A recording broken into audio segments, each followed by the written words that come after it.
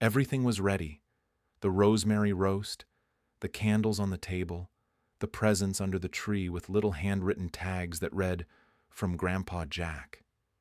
I had set the table for 5, but by 8 p.m., the plates remained untouched. And at exactly 8:47, I got a single message. "Sorry, something came up. Next time. Mike." That's when it hit me. Next time might never come. It was the smell of rosemary that did it. That stubborn, earthy scent drifting from the oven, filling every inch of the house with a kind of warmth that wasn't really warmth at all, just memory wearing a disguise. Linda used to tie little bundles of rosemary with twine and hang them by the kitchen window until they dried and turned the color of old copper. She said it made the place smell alive. Now it just reminded me she wasn't here to say it anymore. I'm 68, retired, widower, army vet with joints that creak like old floorboards and a heart that gives me grief in ways doctors can't fix. Linda's been gone 10 months. I count them like rings on a tree, each one deepening with time. This was our first Christmas apart, and I was hell-bent on making it feel like she was still here somehow. The roast had been marinating for 2 days. Garlic, rosemary, black pepper, just like she used to do it. I even made the dinner rolls from scratch, kneaded the dough while Sinatra played low from the kitchen speaker. I polished the china, the real stuff with faint cracks you can only see if you're looking too close. 5 place settings: 1 for me, 1 for Mike, 1 for Haley, and 2 for the kids, Mia and Carter. I picked out their gifts with care. Carter's obsessed with trains, so I found this old Lionel model set on eBay and spent hours restoring it. Mia loves to draw, so I got her a full charcoal and graphite artist set, the kind pros use. Haley got a silk scarf in that sea glass color she always wears. And Mike? I gave him something he once told me he wanted to inherit: my old pocket knife. Still sharp, still clean. By 5 o'clock, everything was in place. The roast rested on the counter. The potatoes were mashed to that just right creamy texture. Candles flickered on the table, casting soft shadows across the plates. Bing Crosby sang "White Christmas" like he meant it. All I needed was the sound of tires crunching in the driveway. I waited. By 6, I was refreshing the traffic map on my phone, trying to convince myself there was a wreck somewhere, a jam, a detour. I texted Mike, "Everything's ready. Hope you're on your way." No reply. At 6:40, I walked out to the front porch. The frost on the steps glittered under the porch light. My breath puffed clouds into the night air. Nothing. No headlights, no laughter echoing up the driveway. By 7, the roast was cold. The candles burned lower. I poured myself a glass of water and waited some more. I kept checking the time, hoping each minute would bring a noise, a knock, a doorbell, anything. And then, at 8:47 p.m., the message came. "Sorry, something came up. Next time. Mike." That was it. No call, no explanation, just something came up. I stared at the screen like it had insulted me directly. Not because I was angry, though I was. Not because I was hurt, though I felt like someone had sucker punched me in the chest. But because it finally sank in. This wasn't a one-off. This wasn't a missed turn or a forgotten appointment. This was something else. I sat at the table anyway, ate alone. The roast, once juicy and fragrant, had gone stiff and flavorless. I chewed like I was going through the motions. My glass of water sweated under the heat of the room. The 4 other place settings stared back at me. Silverware aligned just right, napkins folded into neat fans. Carter's seat had a little toy train next to the plate. Mia's had a candy cane wrapped in ribbon. The silence was louder than any Christmas music could cover. I couldn't even bring myself to unwrap a gift. What was the point? I left everything where it was. Table untouched. Gifts still wrapped. The roast only half eaten. The candles burned themselves out, one by one. By 10, I turned off the lights and sat on the living room couch, staring at the Christmas tree I had decorated alone. A few of Linda's old ornaments hung front and center. Little glass bells, a wooden dove, the painted ceramic soldier she made during our first Christmas together in '83. I didn't cry that night, but I didn't sleep either. I just sat there, phone still in hand, reading the same message over and over. Something came up.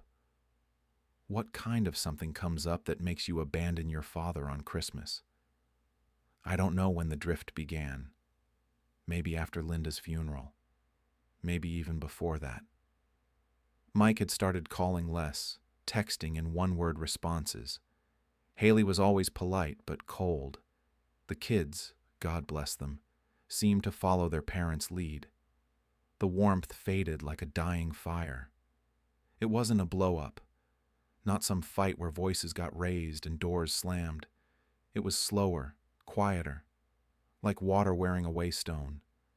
But that night, that message, it felt final, like a door had been shut and locked behind me. That chair at the table, the one that stayed empty all night, it wasn't an oversight. It was a signal, and I heard it loud and clear. The letter showed up on a Thursday morning, buried in a stack of grocery flyers and charity appeals. At first, I didn't think much of it. Banks send junk mail all the time. Credit card offers, refinance pitches, special promotions with fine print thicker than a Bible. But this envelope was different. Thick, heavy. My name typed out cleanly on the front. The return address wasn't the normal customer service center, but the Fraud and Risk Management Division. It landed on the kitchen table with a muted thud, right next to the coffee I'd been nursing since dawn. My first instinct was to leave it alone. People my age know that some letters are time bombs. Once you open them, you can't go back to not knowing. But something about the weight of it felt like a hand on my shoulder. I slid my thumb under the flap. Inside were 3 sheets of paper and a prepaid envelope. The first line stopped me cold. Dear Mr. Rivera, we are reaching out to confirm recent requests to change the mailing address and establish third-party authorization on your accounts. Please review the attached documents and call the number below to confirm. We are holding all changes pending your verification. I read it twice. My heart started that dull thudding it does when something's not right. I don't change my mailing address. I've lived in this same house for 29 years, and I sure as hell haven't authorized anyone to access my accounts. The second page was a copy of a durable power of attorney form, already filled out. My name on the grantor line. A neat, curling signature that looked like mine if you squinted, but off, like someone copying my hand from a bad photocopy. And the name of the person supposedly authorized to act for me. Haley, my daughter-in-law. I stared at the page until the black ink seemed to ripple.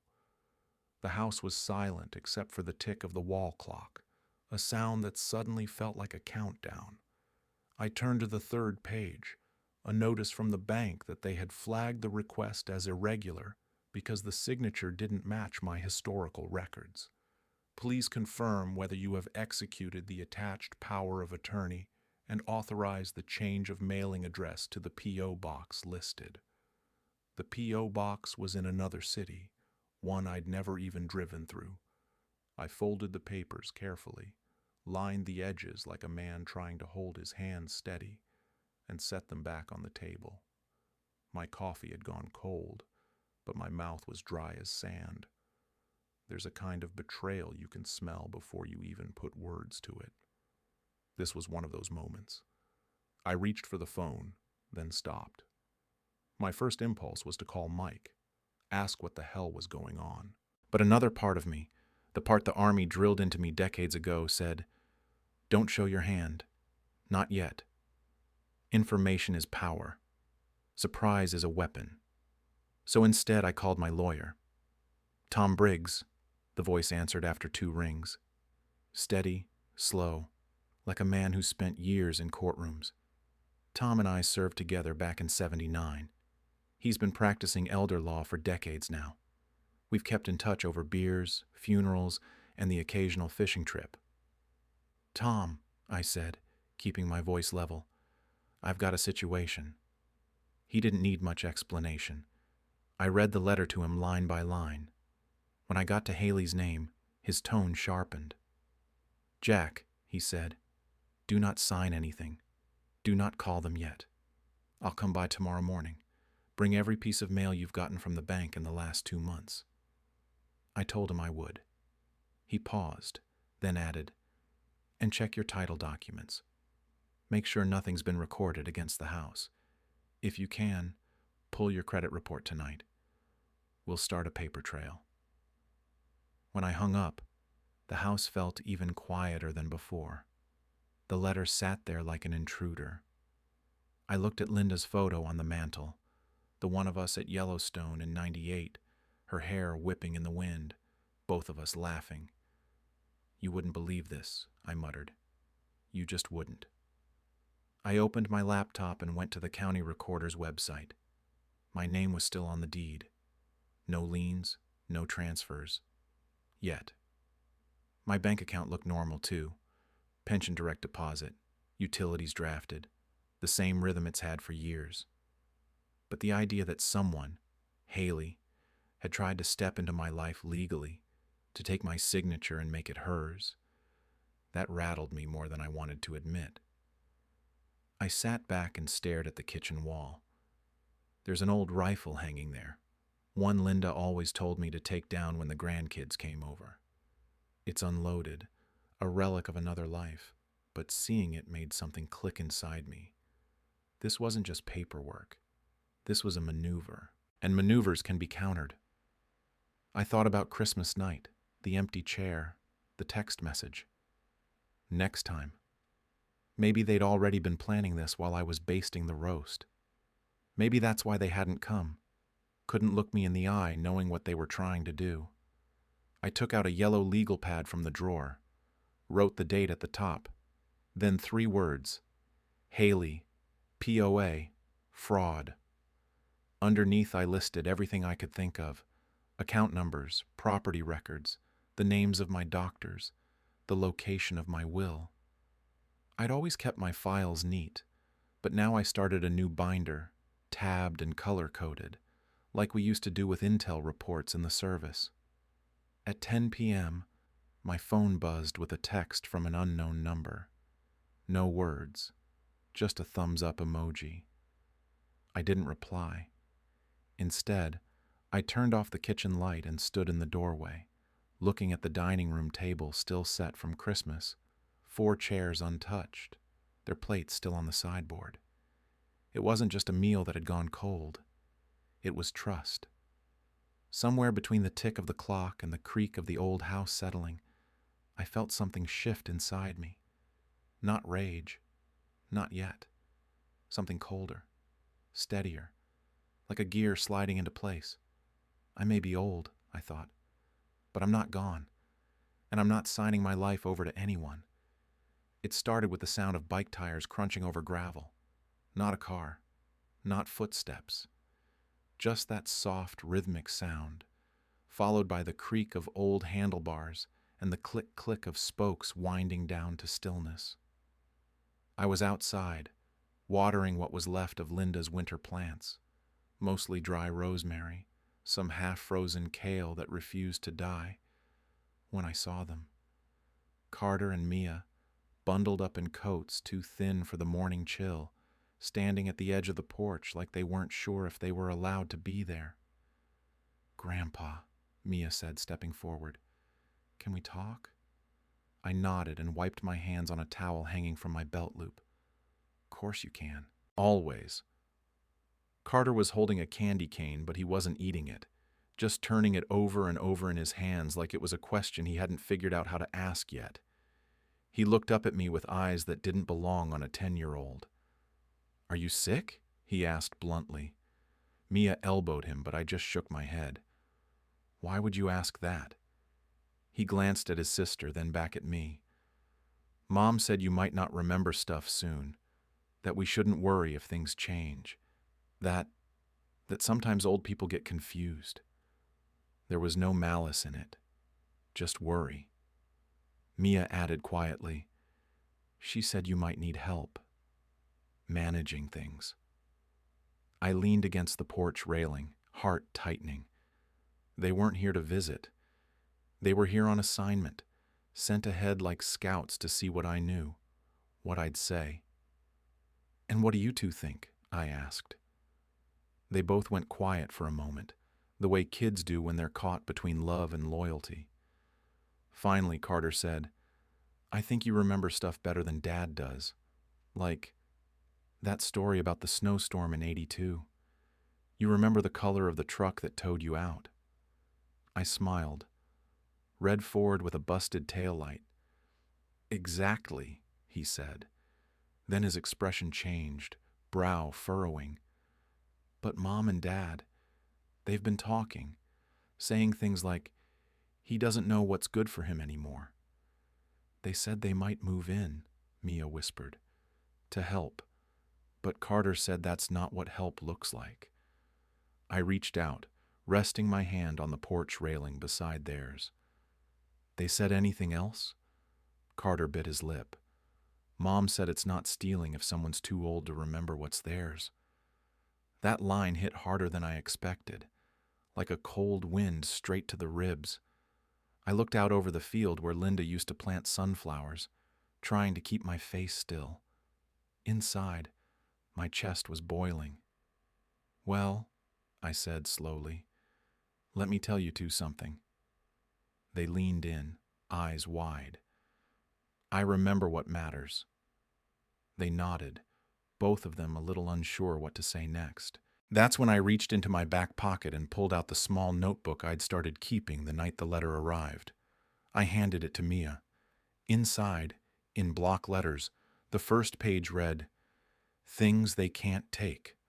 Below it, my military service number, Linda's birthday, the deed reference number, my VA file, the trust formation date Tom and I had started working on. Carter flipped to the second page, where I had started listing my assets, not in a gloating way, in a defensive one. Not because I wanted to show off, but because I needed proof of what was mine. What's this? Mia asked. A list, I said, just in case I forget, but also in case someone tries to say I already did. Carter blinked. Is that why you put the camera in the hallway? Smart kid. I hadn't told them, but kids always notice what adults think they're hiding. Part of it.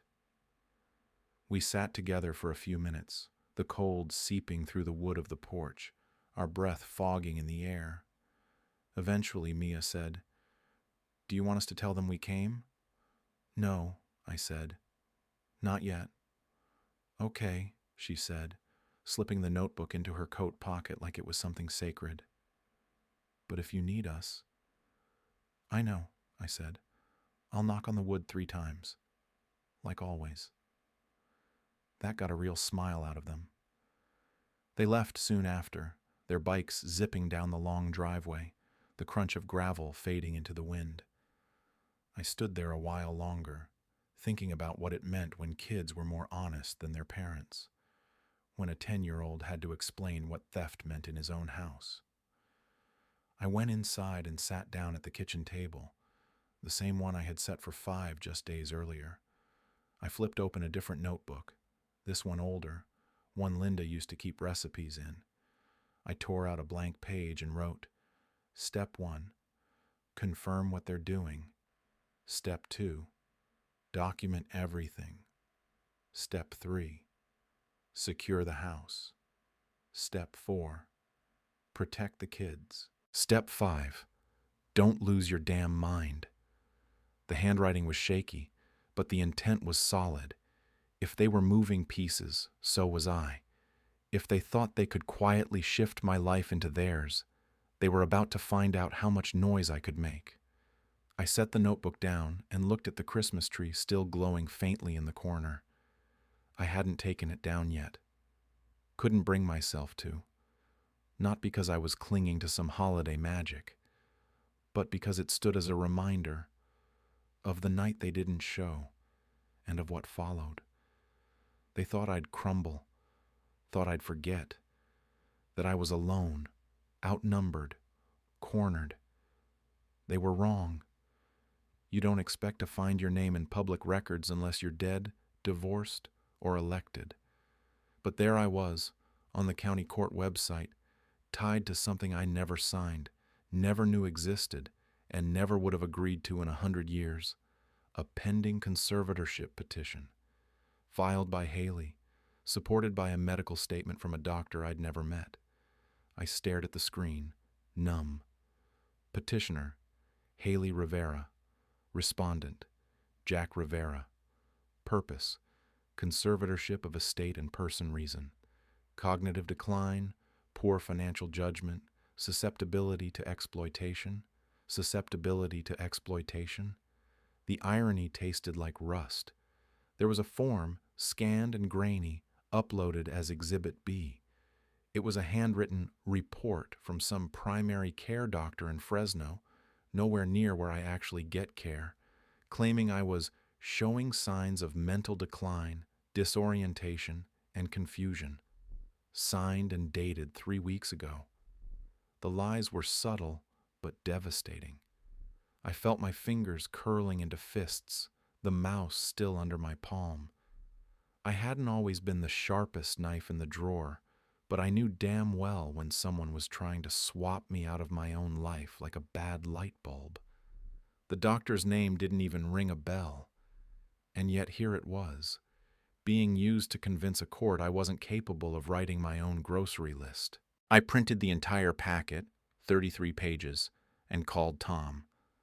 "I've got the smoking gun," I said flatly. "You're sure?" he asked. "They filed for full control of my assets and medical decisions using a forged diagnosis," I replied. "Yeah, I'm sure." Tom arrived the next morning, files under one arm and a coffee in the other. "We're going to handle this with precision," he said, dropping his briefcase on the dining table. "No outbursts, no threats, just facts. We're going to tear this thing apart." He helped me schedule an appointment with my actual physician, Dr. Sharma, a man I've seen for over a decade, someone who knew my history, my file, my face. 2 days later, I sat in Sharma's office, the paper crinkling beneath me, answering every question with measured calm. My address, today's date, the name of the president, current events, serial sevens, trail-making tests, recall, verbal fluency. When he was done, he set down his pen and looked me in the eye. "Jack, I have no medical reason to question your cognitive capacity." "I figured," I said, "but I need that on paper." "You'll have it this afternoon," he nodded. "I'll also pull your records. There's no note from me or anyone in this practice authorizing anything like what you're describing." Sure enough, by 4 p.m., I had a formal capacity letter in hand, signed, notarized, accompanied by a letter stating no contact had been made with Haley and no assessments were ever requested or shared with third parties. But that wasn't enough for me. I wanted a full neuropsych eval, baseline, so there'd be no doubt. Tom arranged it through a clinic in Sacramento. It wasn't cheap, but it was thorough. Over 3 hours of puzzles, memory recall, story sequencing, logic and abstraction tasks. I passed them all. The results came in a week later. Cognitively intact. No signs of dementia, disorientation, or mental incapacity. I didn't smile when I read it. I felt cold, not vindicated, not relieved, just confirmed. I knew I wasn't losing my mind. But they had counted on me second-guessing myself. That's the worst kind of theft. The one that tries to make you hand over the keys because you no longer trust your own hands. Back home, I pinned both reports to a corkboard in my study. 2 pages of proof. They were neat, official, but the betrayal underneath them was messy, personal. That night, I sat at the kitchen table with a fresh legal pad and wrote one line across the top. They think I won't fight. Then, in big block letters below it, they're wrong. I started drafting a timeline, from the day I received the bank letter to the moment I found the petition online. I included the Christmas text, the kid's visit, the fraudulent POA request, every date, every lie.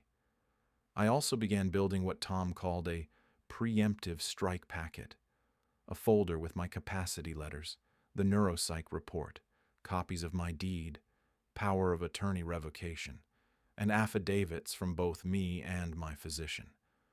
We weren't just going to respond. We were going to make the court ask why someone was forging records to take control of a man who still filed his own taxes and fixed his own damn roof. A week later, I checked the court docket again. They hadn't served me yet, probably trying to catch me off guard. But now I was ahead of them. Tom filed a notice of contest on my behalf, along with the full packet.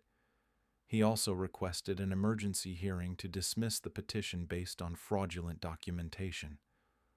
That same night, I went out to the garage and opened the old ammo box I hadn't touched in years. Inside were Linda's journals, some of my Army service mementos, and a little list I'd started long ago but never finished. I added to it now. People to protect. Mia, Carter, me, people to watch. Haley, Mike. I stuck the list on the fridge with a magnet shaped like a cow. Linda bought it in Wisconsin on a road trip we took just after retirement. I could hear her voice in my head. Don't be proud, Jack. Be ready. So I got ready. By the time the court clerk called to confirm the hearing date, I had a full binder of documentation ready to go.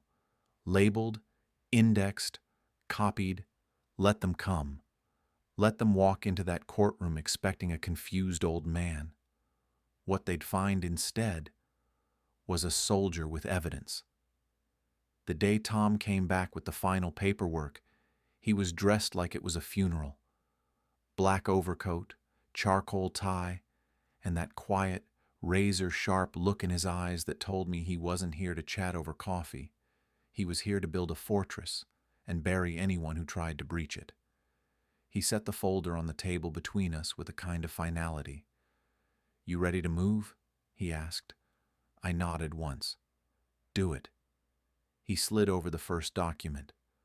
We're starting with a revocable living trust. You're the trustee. You stay in full control while you're alive and competent, which you clearly are. And when the time comes, the house goes straight to Mia and Carter. No probate, no loopholes. No one else gets a say. I took the pen without hesitation and signed. The second document was a transfer deed, retitling the house into the trust's name. Keeps the sharks at bay, Tom said. Nobody can just show up with a forged POA and try to sell it from under you. The third was a transfer on death deed, naming Mia and Carter as beneficiaries. I paused before signing that one.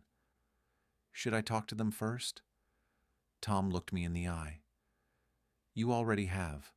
Not directly. But you've told them the story of who you are. This makes sure that story doesn't get rewritten when you're not around. I signed. Then came the revocation of the forged POA, an affidavit of non-grant, notarized and sealed, a formal declaration that no durable power of attorney had ever been authorized, especially not one naming Haley. We sent a copy to the bank with a fraud alert, another to the title company, a third was filed with the county clerk. Tom wasn't done.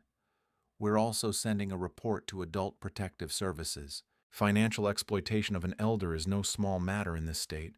They may not act immediately, but we're going to make damn sure there's a record. Same with the sheriff's department. He handed me a packet with a case number already written in the corner. Filed this morning. Report lists the attempted POA fraud, the forged medical report, and the conservatorship petition. The sheriff assigned a deputy to check in if you call. Welfare check? I asked. Exactly. If they try to corner you again, you dial and say the word storm. That's the trigger. They'll come to the door and remove anyone who's not listed as a resident. I felt like I was breathing easier with every page we put into the folder. It wasn't just paper. It was armor, protection built line by line. Security cameras go up this weekend, Tom continued. One at the front door, one in the kitchen, one in the hall by the bedrooms. No audio, just video, legal and admissible. I've got a guy coming in from Elk Grove. He owes me. It was like watching a field commander prep the terrain. No emotion, no panic, just preparation. I looked at all the forms, all the ink. Feels like a war, I said. Tom didn't flinch. It is. But the difference is, you're not outnumbered anymore. I sat back in my chair, the pen still warm in my hand. And if they try again? We'll be ready, he said. This isn't just defense, it's groundwork, and when the time comes, we flip it. We spent another hour creating a digital archive, copies of every document scanned and backed up, one on a hard drive locked in my safe, another sent to Tom's office, and a third stored on an encrypted cloud service. I barely understood the tech, but I understood the value. Before Tom left, he placed one more document in front of me. It wasn't legal, just a single page with 2 columns. Column A, what you know. Column B, what they think you don't. I laughed bitterly. That's one hell of a checklist. It's also your playbook, he said. Start filling it in.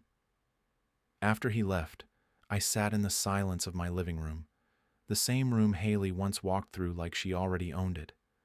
And for the first time in weeks, I didn't feel like prey. I felt like the trap. That evening, I poured myself a cup of decaf, pulled out my yellow notepad, and started listing everything I remembered them saying over the last year. Little things. Haley's offhand comments about downsizing, Mike's sudden interest in my utility bills, the time they brought over samples of bath safety rails, like I hadn't been showering on my own since Vietnam. They thought I was weak, old, malleable. They forgot one thing.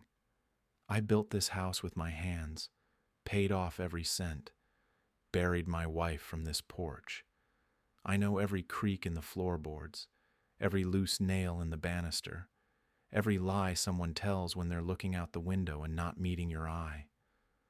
By the time I went to bed, I'd started filling out both columns. Column A was longer than they expected. Column B, shrinking by the hour. It started with a phone call. I waited until after dinner, when the shadows stretched long across the yard and the kids next door had stopped screaming over their sleds.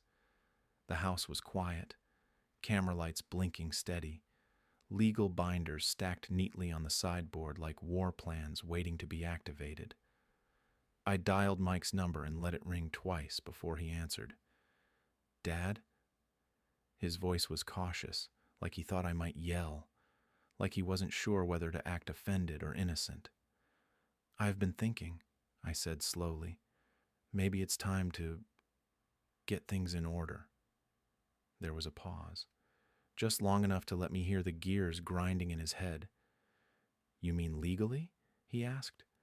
I mean everything. The house, the accounts, the long-term stuff. I don't want to leave you guys a mess someday. He cleared his throat. That's smart. Maybe you and Haley could stop by. Talk things through. You always said it'd be easier if I didn't wait too long. Another pause. Shorter this time. Yeah, okay, that works. Maybe this weekend? Saturday, I said. Come in the afternoon. We'll have coffee. Talk. Bring whatever paperwork you think is necessary. I could almost hear the smile forming on his face. We'll bring a notary. Of course, I said. We hung up. I didn't move for a long time. Just sat there, letting the silence settle around me like armor. I had baited plenty of traps in my life, for raccoons, deer, even the occasional neighbor's dog who kept digging up Linda's flower beds. But this was a different kind of predator. Haley texted the next day. Great decision, Jack. We'll bring everything needed for a smooth transition. Smooth transition. I showed Tom the message. He smiled without humor. They think the hook's in. I nodded.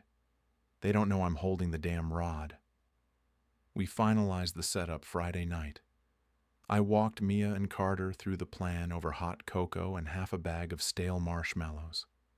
When they come, I said, you stay in your rooms, no matter what you hear, no matter how long it takes. Carter frowned. But what if they start yelling? They won't, I said. They think they're winning. And when people think they're winning, they get quiet, greedy, focused. Mia bit her lip. And if something goes wrong? I tapped the kitchen camera with one finger. Nothing will go wrong. But if it does, we've got eyes. And Tom's on standby. They nodded, serious in a way kids their age shouldn't have to be. But they were Rivera kids. They understood the weight of silence, the power of planning. Saturday came cold and gray, like the sky knew something was about to break. I wore my cleanest flannel, no tie, no jacket, just an old man ready to surrender, on the surface. The doorbell rang at 1:12 p.m. Mike stood there in a wool coat, hands in his pockets. Haley beside him in a beige trench coat and heels too thin for gravel. She carried a manila folder and a leather-bound planner. Behind them stood a mobile notary, early 20s, probably paid in cash. Come in, I said, stepping aside. They walked in like they already owned the place. Smells good in here, Mike said. Coffee's fresh, I replied. Have a seat. They sat at the table, and Haley immediately opened the folder. We brought the basics: updated POA, a transfer of ownership draft, and a release form to get your accounts consolidated under one management umbrella. Very simple. I didn't look at the papers, just folded my hands and nodded. Good. That's what I wanted. Mike leaned back, relaxed. Haley uncapped a pen. The notary stood behind her, ready. And that's when I reached for the remote. I clicked it once. The TV blinked on, showing a paused image, my own face in a video call window, with a cell phone dial-in menu in the corner. Then I pressed play. Their voices filled the room. He doesn't even look at the bank statements anymore. We just need to push the POA through. He won't know the difference. Quietly deal with the old man. By the time he realizes anything's off, it'll be done. Haley's voice. Mike's voice. Crystal clear. Date stamped. Captured legally, since I was on the call and state law allowed single-party consent. They froze. Haley's mouth slowly closed. Mike's smile evaporated. The notary looked like she wanted to disappear. I let the recording play for another 15 seconds, then paused it again. Before we sign anything, I said calmly, I wanted to be sure we're all on the same page. Mike tried first. Dad, this is taken out of context. I turned to the notary. Ma'am, I think you're done here. Thank you for your time. She bolted. Haley grabbed the papers and started to shove them back into the folder. Her hands shook. You don't understand, she began. The doorbell rang. I smiled. Right on time. The doorbell rang like a punchline. Mike flinched. Haley froze mid-motion, her manicured fingers still gripping the edge of the manila folder, like maybe if she crumpled it hard enough, it would vanish, and with it, the entire moment. I stood up slowly, walked to the door, and opened it. Tom stepped in first, dark suit, gloves in one hand, folder in the other. Right behind him came Deputy Clark, uniform crisp, badge gleaming, calm expression, the kind that says he's already seen enough of this kind of thing to know how it ends. "Afternoon, Jack," Clark said. "Come on in," I replied. "They're waiting." I stepped aside and let them enter. Tom walked straight to the dining room table and dropped a new stack of papers next to the untouched coffee mugs and Haley's now flattened folder. "Good to see you both," Tom said, his voice smooth as bourbon but laced with steel. "Before you leave, we'll need to review a few things." Mike's face flushed, a mix of panic and indignation. "You called a lawyer?" "No," I said, settling back into my seat. "I called my lawyer." Tom flipped open the first folder. "Let's begin with the capacity letter from Dr. Sharma, followed by a full neuropsychological evaluation completed 2 weeks ago. Both confirm Jack Rivera is fully competent, financially, legally, and medically." He slid the copies across the table. "Next," he continued, "we have the forged durable power of attorney submitted to the bank. This includes a signature that does not match prior bank records, and a doctor's note from someone who has never seen Mr. Rivera. We've submitted affidavits confirming both facts." Haley opened her mouth, closed it. Tom kept going.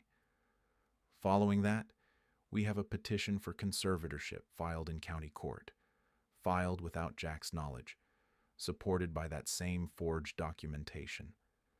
He dropped another packet. Clark took out a phone and began photographing each page, one by one, without comment. "Also included," Tom added, "is an audio recording of a phone call made 2 weeks ago in which both of you, knowingly, discussed ways to coerce Mr. Rivera into signing over legal and financial control of his estate." "You can't use that," Mike snapped. "That's illegal." "Actually," Tom said, "California is a two-party consent state, but this call was made while Jack was physically located in Arizona. Arizona is single-party consent. Since Jack initiated and recorded the call from that jurisdiction, it's entirely lawful." Deputy Clark cleared his throat, finally speaking. "At this point, I'm documenting this visit as a formal welfare check, in light of the active APS report and the fraud alerts on record. Based on the evidence presented here today, Mr. Rivera is clearly not under duress or impaired. However," he pulled a printed sheet from his clipboard, "a temporary restraining order has been granted, effective as of this morning. It names both of you as restricted from approaching Mr. Rivera's residence without written consent or legal representation." He placed the order in front of Haley. "You can't be serious," she said, her voice cracking. Clark looked at her, then at Mike. "This is not an arrest, but this is now a formal investigation. Further attempts to manipulate or access Mr. Rivera's accounts or property may result in charges." Mike turned to me, his face pale, voice trembling. "Dad, this is ridiculous. We were trying to help." "No," I said. "You were trying to inherit me before I was dead." The silence that followed wasn't awkward. It was surgical, like someone had cut the last tie and there was nothing left to say. Tom stacked the documents back into his folder. "Nothing gets signed today. Nothing gets discussed further without counsel. And if either of you attempt contact with the children without their guardian's consent, we'll pursue an emergency protective order on their behalf." Haley grabbed her coat. Mike still stood, frozen. "You need to leave," I said, pointing to the door. "Now." They went, wordless. The screen door clacked shut behind them like the final nail on a coffin. Clark gave me a small nod and followed them out to the driveway. I sat down at the dining table. Tom didn't speak for a moment, just poured himself a fresh cup of now lukewarm coffee. "Well," he said eventually. I'd say that was pretty damn surgical. I looked at the plate settings, still untouched. The ones I'd left out since Christmas. 5 places. I stood and quietly removed 2 of them, boxed up the dishes, folded the napkins. Tom said nothing, just let me move at my own pace. When it was done, I sat back down and exhaled. Do you think it's over? I asked. Tom shook his head. No, but now it's public, legal, documented. Every move they make from here on out, they'll have to think twice. I nodded slowly. Maybe it wasn't justice, but it was clarity, and for the first time in months, that felt like enough. The next few days passed in a strange quiet, not the peaceful kind, more like the tense calm before a second storm. The table was cleared now, the decorations packed. The cameras blinked steadily, catching nothing more than birds hopping across the porch and the wind tossing pine needles in the yard. Then, on a Wednesday morning just after 9, came a knock at the door. Not the sharp, impatient kind. A firm, deliberate rhythm. I stood from the breakfast table and checked the front camera feed before opening it. Deputy Clark stood on the porch, hat in hand, and beside him, a woman I didn't recognize. Tall, early 50s, gray hair pulled into a tight bun, a clipboard tucked beneath one arm. Mr. Rivera, Clark said with a polite nod. Hope this isn't a bad time. Not at all. Come in. They stepped inside, wiping their shoes on the mat Linda had stitched herself years ago. The woman extended her hand.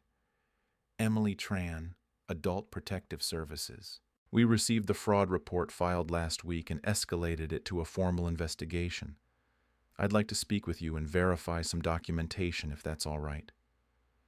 I gestured toward the dining table, the same one where Mike and Haley had tried to rewrite my life just days ago. I figured this might be coming, I said. She gave a small smile. It's good to see someone proactive about protecting themselves. We sat down. I poured coffee for all 3 of us, black for me and Clark, a splash of cream for Emily. I laid out the documentation Tom had prepped, the capacity letter, the neuropsych evaluation, the notarized POA revocation, the fraudulent petition printouts, copies of the forged signature, the court filing logs, even screenshots of Haley's text confirming she was bringing a notary. Clark took notes. Emily photographed each document with a small, flat scanner. We've seen a spike in these cases over the last 5 years, she said. Children, in-laws, even neighbors trying to strip legal control under the guise of care. It rarely comes this organized. I just nodded. They underestimated me. She tilted her head slightly. That seems to be a theme. Once we'd gone through every page, she pulled out her own clipboard. We're opening a case file, she said. The DA will be looped in within 48 hours. Based on your reports and the recording, this rises to the level of attempted financial exploitation, potentially even elder abuse depending on how deep their efforts went. Clark added, and with the TRO in place, they're boxed in. Any contact, we pursue charges. Emily stood. One more thing. She reached into her folder and handed me a formal notice. This is confirmation that Haley and Mike have been flagged in our internal registry. Any future attempts by them, or someone acting on their behalf, to submit legal or financial requests regarding you will raise red flags across multiple agencies. I took it with both hands. Heavy, simple paper, but it felt like a shield. After they left, I walked back through the house slowly, checking the cameras, the doors, the locks. Nothing had changed, but everything had shifted. That afternoon, Tom dropped by with a second folder, one I hadn't seen before. Time for the next step, he said. He laid it out on the coffee table. Your will. We revise it. Mike's out. Haley's out. No ambiguity. I stared at the old one for a long moment, Linda's handwriting still in the margins from years ago. But this wasn't her world anymore. It was mine, and it needed fortification. Tom continued. We also finalized the trust distribution. Everything to Mia and Carter through an independent trustee. If anything happens to you, they don't wait years or deal with probate. It's automatic, irrevocable. I nodded. And we file a deed confirmation with the county. That house? It's locked. Title's already in the trust, but this makes it harder for anyone to sneak in a fake claim. Paper trail stays clean. I signed every page. Also, he added, the sheriff forwarded the file to the DA this morning. They're reviewing for potential forgery and false statements. I raised an eyebrow. You think charges will stick? Tom shrugged. Maybe not jail, but definitely a criminal record. Maybe even restitution. And at the very least, they'll never be able to touch your accounts again. That night, for the first time in months, I didn't pace the hallways. I didn't check the porch light every hour. I didn't keep the cameras pulled up on my phone like a hawk watching a field. I slept. Not long. Not deep. But I slept. In the early hours of the morning, just before sunrise, I opened my eyes to the sound of wind against the window. The silence was calm this time. Solid. I sat up, looked across the room, and saw my notebook on the nightstand. I flipped it open to the 2 columns I'd made weeks ago. Column A, what you know. I still own my home. I'm legally competent. I'm not alone. Column B, what they think you don't, that I keep records, that I talk to the kids, that I fight back. I drew a line through the second column, all of it, and I wrote one word in big block letters across the bottom. Case. The hearing was scheduled for a Monday, just after noon. I wore my best suit, not because I was trying to impress anyone, but because I wanted to feel like I was showing up for something worth defending. Tom met me outside the courthouse, clipboard in hand, eyes scanning the crowd like he was still back in uniform. We walked in without speaking. Haley and Mike were already seated when we entered the courtroom. She wore a black dress, too somber for the occasion. He wore a gray suit, probably the same one he wore to Linda's funeral. Their lawyer sat stiffly between them, flipping through a stack of papers he hadn't written. The judge was a woman in her 60s. No nonsense. She read the file before we even sat down, her eyes flicking from Haley's petition to Tom's contestation to the medical evaluations like she already knew the shape of the story before hearing a word. When she finally looked up, her voice was steady and flat. Ms. Rivera, Mr. Rivera, your petition for conservatorship is under review. I've reviewed both sides' filings, including the capacity letters and contested claims of fraud. Would you like to begin? Their attorney stood, nervous. Your Honor, we believe Mr. Rivera is at risk of being manipulated, that he has demonstrated signs of cognitive decline. She cut him off. Based on whose evaluation? There was a long pause. Our filing includes a letter from a physician who has never met the respondent, she finished, and whose statement appears to be falsified, given there's no patient record to match the letterhead. Is that correct? The attorney blinked. We're still investigating that discrepancy. Tom stood. Your Honor, we have 2 independent evaluations, one from Mr. Rivera's long-standing physician and another from a licensed neuropsychologist. Both conclude he is mentally and legally competent. Additionally, we've submitted evidence that this petition was filed based on false information, including audio of the petitioners discussing coercive actions. The judge nodded. Yes, I've reviewed the transcript. Colorful language. Unfortunate. She turned back to Haley and Mike. Ms. Rivera, Mr. Rivera, Do either of you have evidence, medical or otherwise, that contradicts these evaluations?" They didn't answer, just sat there. The judge looked down at the paperwork one more time, then placed it in a folder and closed it with a soft but final thud. "Petition for conservatorship is denied. Permanently." She looked directly at Mike. "Sir, be advised that any future attempts to interfere with Mr. Rivera's financial or legal autonomy will be reviewed under suspicion of fraud. You are no longer eligible for appointment as a conservator in this county." Then to Haley, "And you, ma'am, are advised to cease contact unless invited." She rose from her bench. "Court is adjourned." Tom turned to me, his voice low. "That's as clean a win as it gets." We left without a glance back. Outside the courthouse, I stood for a moment in the sunlight. It wasn't warm, but it was bright, and it felt like something had been peeled off my chest. When I got home, I called the bank. The fraud flag was still active. No third-party access. All automatic alerts turned on.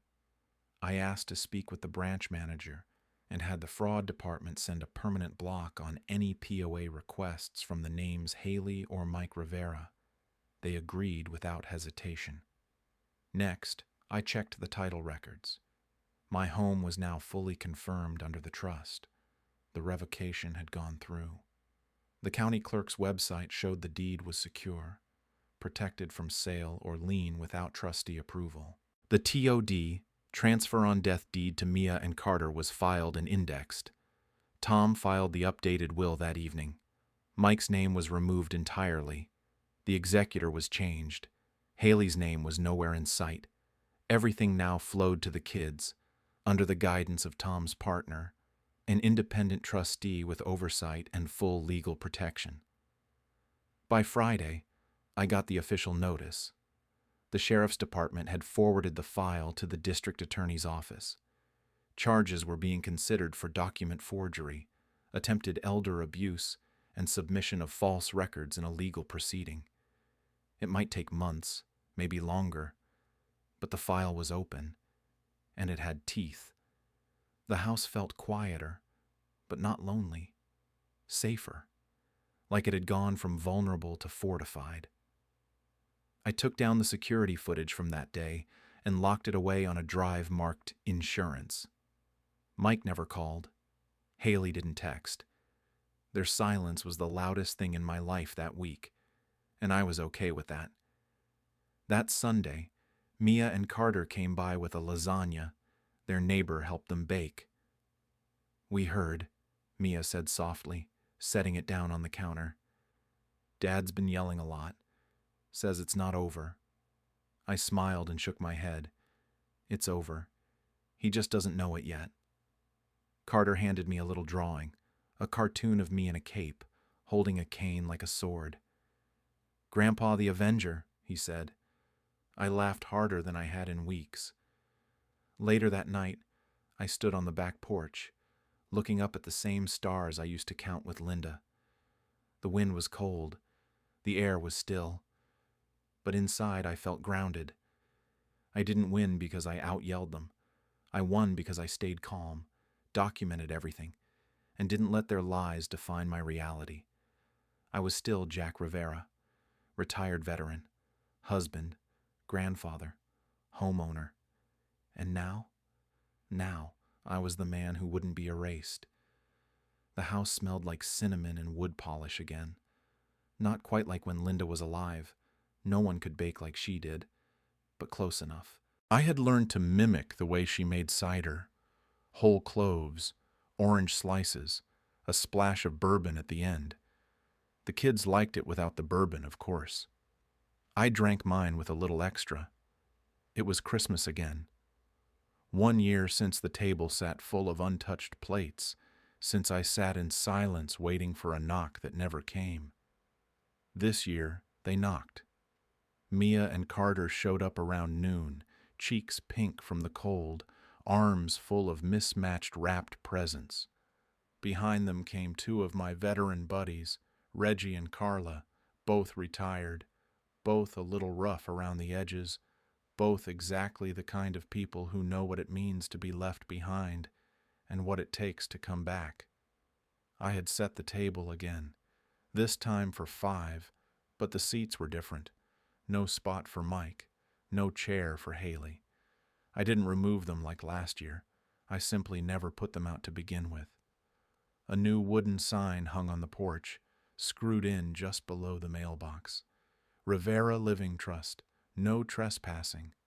It was Tom's idea, legal but subtle, a message to the world that this home was protected.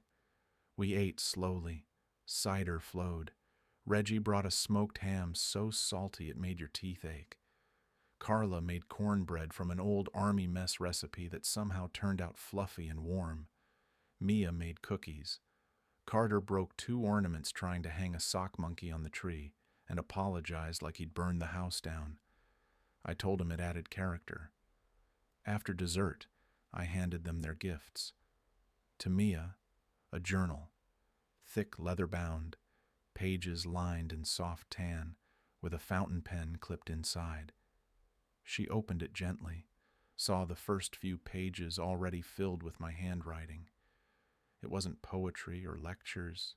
It was house notes, tips, memories, the trick to unclog the back sink, Linda's recipe for Sunday biscuits, where to find the shut-off valve if the storm ever took out the power again. She clutched it like it was gold. To Carter, a wrench, a real one, sturdy, heavy, not fancy, just reliable. He looked at it like it was a sword. "I don't get it," he said. I walked him out to the garage and showed him the pegboard wall, lined with tools older than he was. One by one, I started naming them. The purpose. The why. Then I pointed to a red tool chest with a new label on the front. Carter's bench. "Learn this," I said. "One day, it'll all be yours." His face lit up.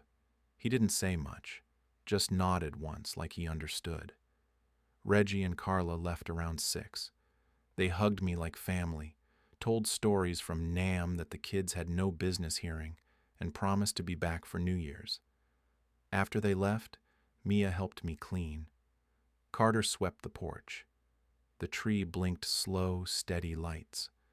I didn't feel like an old man trapped in a too-big house. I felt like someone who'd made it out of a storm with both hands still on the wheel.